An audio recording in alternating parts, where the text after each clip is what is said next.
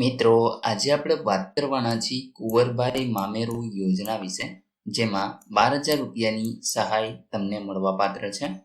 મિત્રો, આના online form કેવી રીતે ભરવા તેના વિશે આજે આપણે આ વિડીયોની અંદર ચર્ચા કરીશું. ફોર્મ ભરવા માટે તમારે કયા ડોક્યુમેન્ટની જરૂર પડશે, આ માહિતી પણ આપણે આ વિડીયોની અંદર આપશું. આ યોજનાનો લાભ તમારે લગ્ન કર્યાના 2 વર્ષની અંદર જ મેળવવાનો હોય છે. તો મિત્રો, યોજના વિશે સંપૂર્ણ માહિતી તમને આ વિડીયોમાં મળી જશે. વિડીયોને પૂરો જોઈ લેજો. જો તમને વિડીયો ગમે તો લાઈક કરજો, તમારા મિત્રો સુધી આને શેર કરજો અને ચેનલને સબસ્ક્રાઇબ કરી લેજો, જેથી આવી કોઈ પણ માહિતી આપ સુધી પહોંચતી રહે. તો ચાલો શરૂ કરીએ. મિત્રો, સૌપ્રથમ તો તમારે કોઈ એક બ્રાઉઝર ઓપન કરી અને ii-samajkalyan.gujarat.gov.in નામની વેબસાઇટને ઓપન કરી લેવાની છે.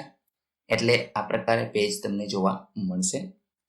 અહીં મિત્રો, તમે જો આ વેબસાઇટ ઉપર પહેલી જ વખત આવતા હશો તો અહીંયા નવું યુઝર એવો એક ઓપ્શન છે. કૃપા કરી અહીં નોંધણી કરો, આ ઓપ્શન ઉપર તમે ક્લિક કરશો એટલે મિત્રો જે રજિસ્ટ્રેશન ફોર્મ છે એ તમારી સામે ઓપન થઈ જશે.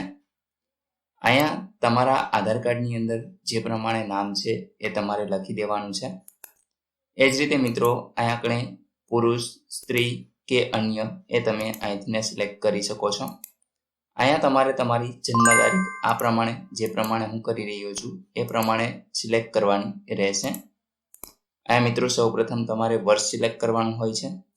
ત્યાર પછી તમે જે પણ મંથની અંદર જન્મ લીધેલો હોય એ મંથ સિલેક્ટ કરવાનો હોય છે. અને મિત્રો ત્યાર પછી છેલ્લે તારીખ તમારે સિલેક્ટ કરવાની હોય છે. એટલે આ પ્રકારે તમને ડેટ ઓફ બર્થ જોવા મળશે. ત્યાર પછી તમારો આધાર કાર્ડનો નંબર આ ખાનામાં લખવાનો છે. ઈમેલ આઈડી મિત્રો ઓપ્શનલ છે, જો તમે આપવા માંગતા હોય તો આપી શકો છો. અહીંયા આપણે તમારી કાસ્ટ તમારે સિલેક્ટ કરવાની છે, ઈબીસી, જનરલ, એસસી, એસટી કે એસીબીસી. તો આમાંથી તમને જે પણ લાગુ પડે એ તમારે સિલેક્ટ કરવાનું રહેશે. તમારો મોબાઈલ નંબર આ ખાનામાં લખવાનો છે. અહીંયા તમારે તમારો પાસવર્ડ નાખવાનો છે. એ જ પાસવર્ડને ફરી તમારે આ ખાનામાં કન્ફર્મ કરવાનો રહેશે. ત્યાર પછી મિત્રો જે કેપ્ચા કોડ તમને અહીંયા જોવા મળે છે એ તમારે અહીંયા લખી દેવાના રહેશે. ત્યાર પછી આ રજિસ્ટરનું ઓપ્શન છે એના ઉપર તમારે ક્લિક કરી દેવાનું છે. તમે જે પણ મોબાઈલ નંબર આપેલો છે એમાં એક SMS મળશે, જેમાં તમારું યુઝર આઈડી તમને આપવામાં આવશે. હવે મિત્રો તમારું રજિસ્ટ્રેશન થઈ જાય ત્યાર પછી ફરી પાછું તમારે હોમ પેજ ઉપર આવી જવાનું રહેશે. અહીંયા તમારો યુઝર આઈડી જે તમને SMSમાં મળેલો છે એ નાખવાનો છે. ત્યાર પછી મિત્રો અહીં પાસવર્ડ તમે જે રાખેલો છે એ લખવાનો રહેશે અને અહીંયા જે કેપ્ચા કોડ જોવા મળે છે એ લખી દેવાના રહેશે. ત્યાર પછી અહીંયા લોગિનનું બટન છે એના ઉપર તમારે ક્લિક કરવાનું છે.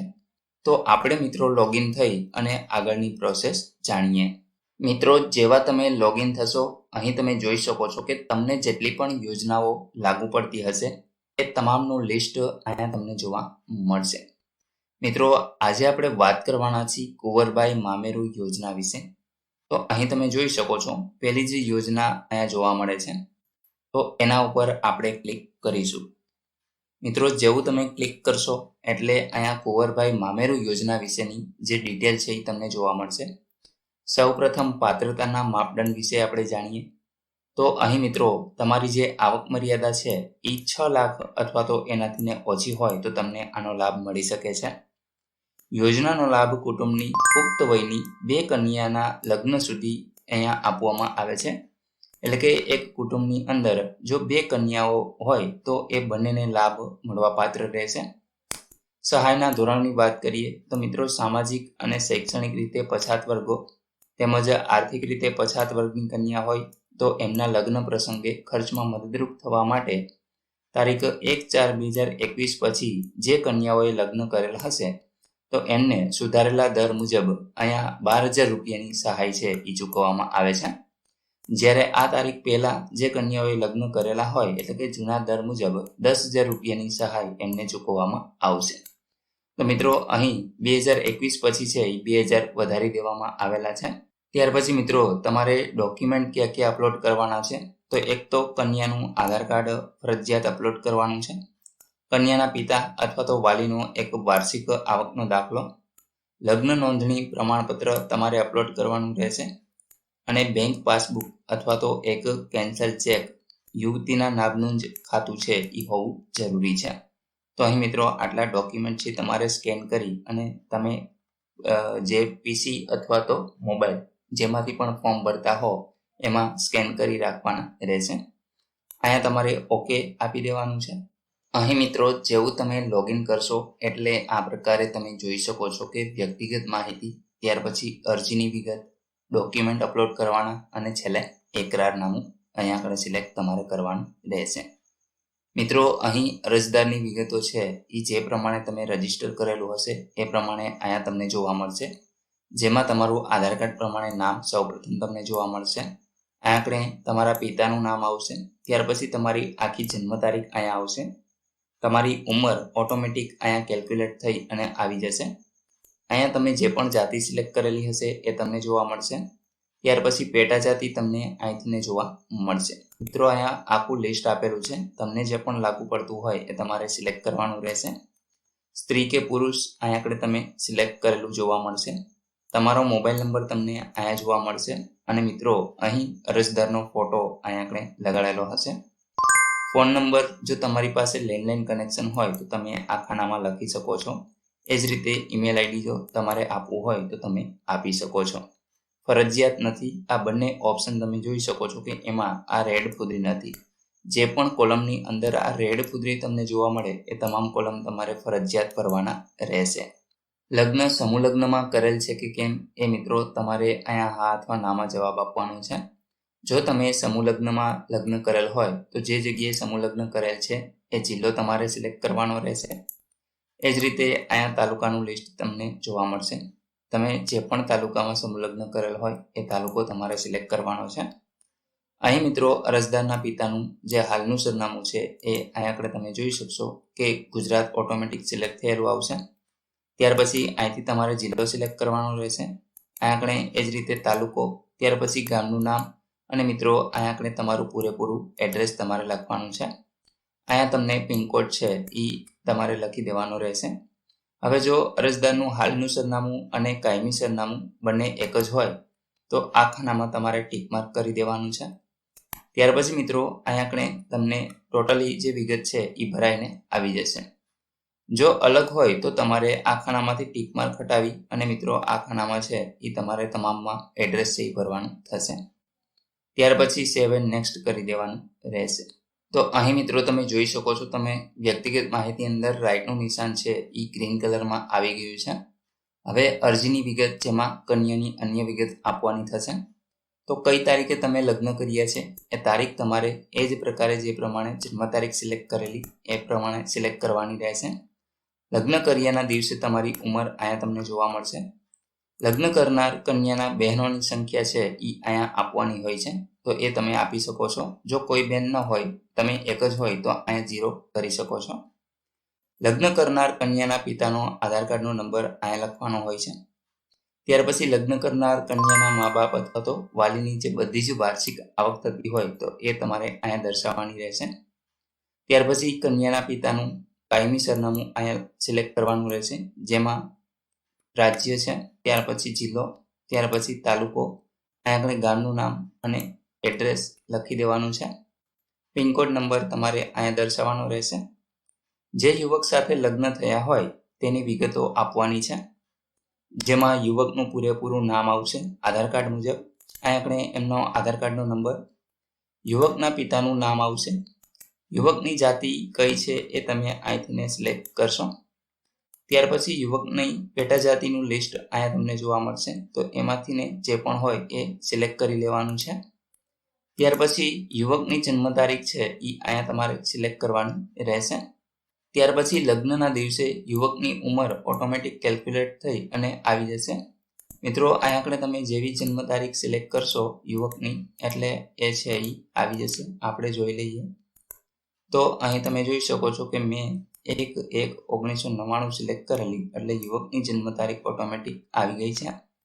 ત્યાર પછી તમારે બેંકની વિગત આપવાની છે, તો બેંકનું નામ અહીંયા તમારે લખવાનું છે.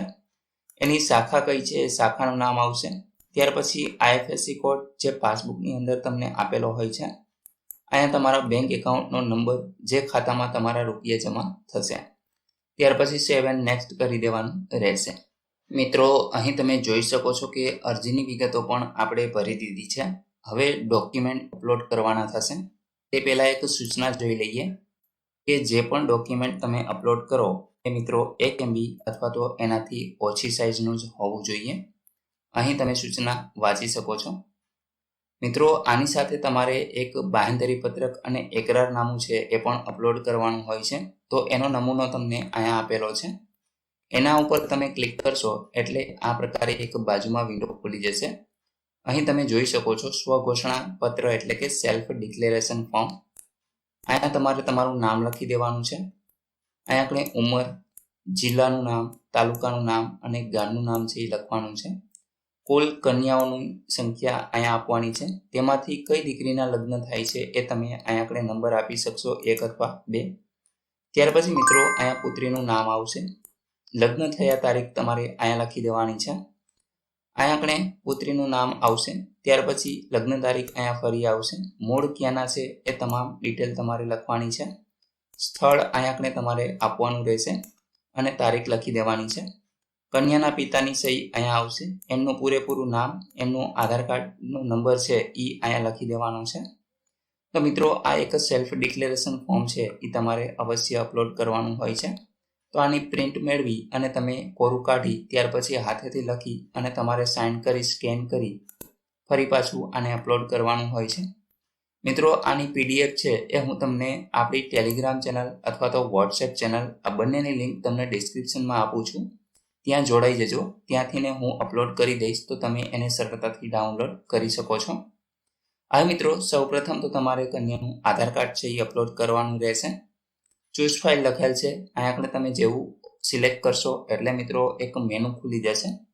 તમે જે પણ જગ્યાએ તમારું આધાર કાર્ડ રાખેલું હોય ત્યાંથી તમારે ઓપન કરી દેવાનું રહેશે એટલે અપલોડ થઈ જશે. એ જ રીતે કન્યાના પિતાનો વાર્ષિક આવકનો દાખલો અપલોડ કરવાનો છે. ત્યાર પછી લગ્ન નોંધણીનું પ્રમાણપત્ર અપલોડ કરી દેવાનું રહેશે. ત્યાર પછી જે આપણે સેલ્ફ ડિક્લેરેશન ફોર્મ ભરેલું એ મિત્રો અપલોડ કરવાનું છે.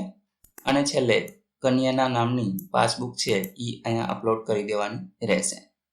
તો મિત્રો આપણે આ તમામ ડોક્યુમેન્ટ અપલોડ કરી ત્યાર પછી નેક્સ્ટ કરી અને આગળ વધીએ. ડોક્યુમેન્ટ અપલોડ કરી દીધા પછી હવે મિત્રો તમારે એકરારનામું અહીંયા આપણે સિલેક્ટ કરવાનું રહેશે. જેમાં નિયમો અને શરતો અહીંયા લખેલા છે જે તમે વાંચી શકો છો. ત્યાર પછી ટિક માર્ક કરી અને સેવ એપ્લિકેશન કરી દેવાનું રહેશે. એટલે મિત્રો તમને એક એપ્લિકેશન નંબર આપવામાં આવશે જેને તમારે સાચવીને રાખવાનો રહેશે. તમારી અરજી જ્યારે પણ તમારે ભવિષ્યમાં સ્ટેટસ જોવું હશે ત્યારે એ અરજી નંબર ઉપરથી તમે જોઈ શકશો. મિત્રો સ્ટેટસ કઈ રીતે ચેક કરવું એના વિશે પણ આપણે જોઈ લઈએ. તો મિત્રો તમારે ફરી હોમ પેજ ઉપર આવી જવાનું છે. નીચે તમે સ્ક્રોલ કરાવશો તો તમારી એપ્લિકેશનની સ્થિતિ એવો એક ઓપ્શન તમને જોવા મળે છે. મિત્રો આના ઉપર તમારે ક્લિક કરી દેવાનું રહેશે. અહીં તમને જે લાસ્ટમાં એપ્લિકેશન નંબર મળેલો એ નાખવાનો છે. તમારી જન્મ તારીખ નાખવાની છે અને સ્થિતિ જુઓના ઓપ્શન ઉપર ક્લિક કરશો એટલે તમારી અરજી જે પણ જગ્યાએ સ્થગિત અથવા તો પેન્ડિંગ હશે એ તમને જોવા મળશે. તો મિત્રો આ રીતે આખી પ્રોસેસ કંઈક હોય છે જે તમે જાતે જ ઓનલાઈન કરી શકો છો. મિત્રો આશા રાખું છું કે આ યોજનાની અંદર લાભ લેવા માટે તમે ફોર્મ ભરવાથી લઈ અને કયા કયા ડોક્યુમેન્ટ જોશે આ તમામ વિગતોની માહિતી તમને મળી ગઈ છે. તેમ છતાં પણ કોઈ પ્રશ્ન હોય તો તમે કોમેન્ટ દ્વારા પૂછી શકો છો. વિડીયોને લાઈક કરજો, તમારા મિત્રો સુધી આને શેર કરજો અને ચેનલને સબસ્ક્રાઇબ કરી લેજો જેથી આવી કોઈ પણ માહિતી આપ સુધી પહોંચતી રહે. વિડીયો જોવા બદલ આપનો ખૂબ ખૂબ આભાર. મળીએ એક નવા વિડીયો સાથે. ત્યાં સુધી જય હિન્દ.